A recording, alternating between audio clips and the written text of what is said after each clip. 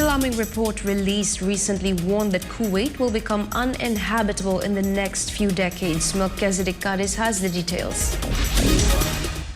A report published by the Environment Public Authority suggested that many parts of Kuwait would become unlivable due to extreme heat. According to the report, certain areas of Kuwait could experience temperature increases of up to 4.5 degrees and make large portions of the country unsuitable for human habitation. The high demand for fossil fuels to sustain electricity in the country contributed significantly to carbon emissions. In addition, 61% of water in the country is being produced through energy-intensive desalination processes, releasing greenhouse gases into the atmosphere and trapping heat, hence contributing to the rise in temperature. To address the crisis, several companies have already initiated projects to promote renewable energy sources in Kuwait, while numerous other renewable energy projects are in development. In a report published in the Nature Sustainability Journal in May 2023, experts warned countries across the Gulf region and the wider Middle East are highly vulnerable to extreme heat due to climate change,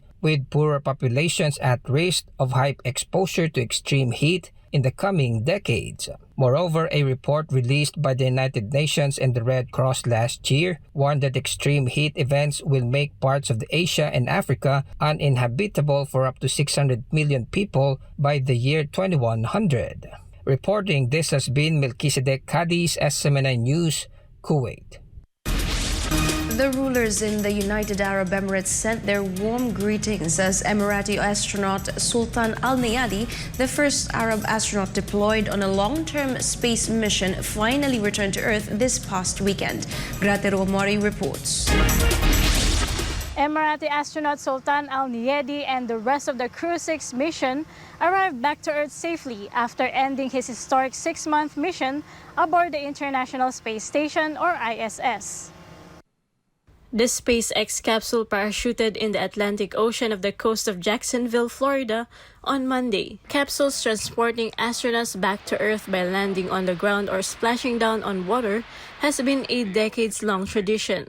SpaceX welcomed the team through a post on the social media account X. Meanwhile, UAE President Sheikh Mohammed bin Zayed praised Al Neyadi for his major achievements in space explorations and celebrated his journey back home. Sheikh Mohammed bin Rashid Al Maktoum, the Vice President of the UAE and ruler of Dubai, also congratulated him on his safe return and hailed him for inspiring millions of Arab youth to contribute positively to humanity's scientific efforts. He was initially scheduled to return by the end of August but has been delayed due to unfavorable weather conditions on the splashdown site. Al Neyadi and the rest of his colleagues who were part of the Crew 6 mission spent 184 days on board the ISS.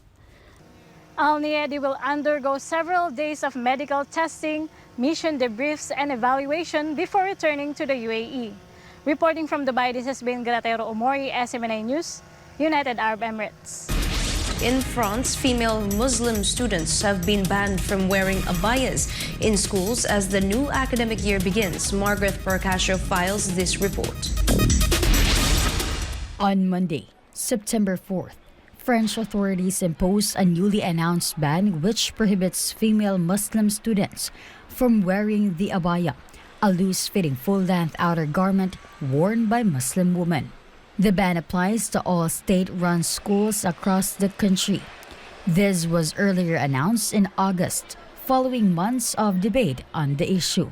In addition to the abaya ban in schools, male Muslim students will also be banned from wearing kameez, a long dress traditionally worn by Muslim men.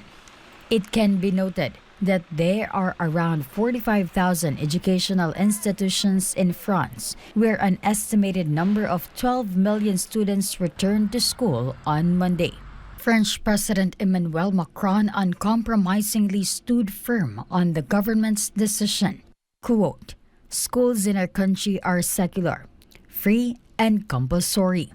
But they are secular because this is the very condition that makes citizenship possible, and therefore religious symbols of any kind have no place in them. And we will vigorously defend this secularism." He added, "In high schools or colleges, which are the most sensitive, Specific staff will be sent alongside the heads of establishments and teachers to support them and to engage in a necessary dialogue with families and students. But we won't let anything pass. End of quote. Moreover, Education and Youth Minister Gabriel Attal described girls and boys wearing the robes in schools as an infringement on secularism, a foundational principle for France. He accused some students of using the traditional attire to try to destabilize schools. According to Attal, quote, "When you walk into a classroom, you shouldn't be able to identify the pupil's religion just by looking at them." End of quote. But contrary to the ban, French Prime Minister Elisabeth Borne said that every French citizen's religion has a place in France. Footage shows high school students heading back to their schools on the first day of the new semester and local residents in the French capital sharing their thoughts on the abaya ban. Nous sommes dans un pays laïque. Moi, ces valeurs-là me sont chères pour des raisons qui sont personnelles et puis qui sont aussi historiques. La France est une république qui en effet accueille des étrangers.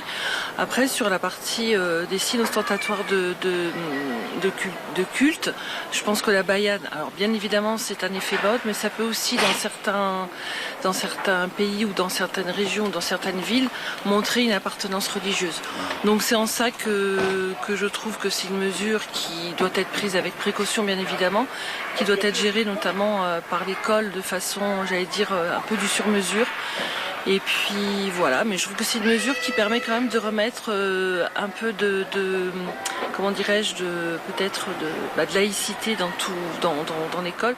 Ça paraît ne pas du tout être une priorité dans la situation dans laquelle se trouve l'école, l'éducation nationale actuellement en France, quoi, à tout niveau.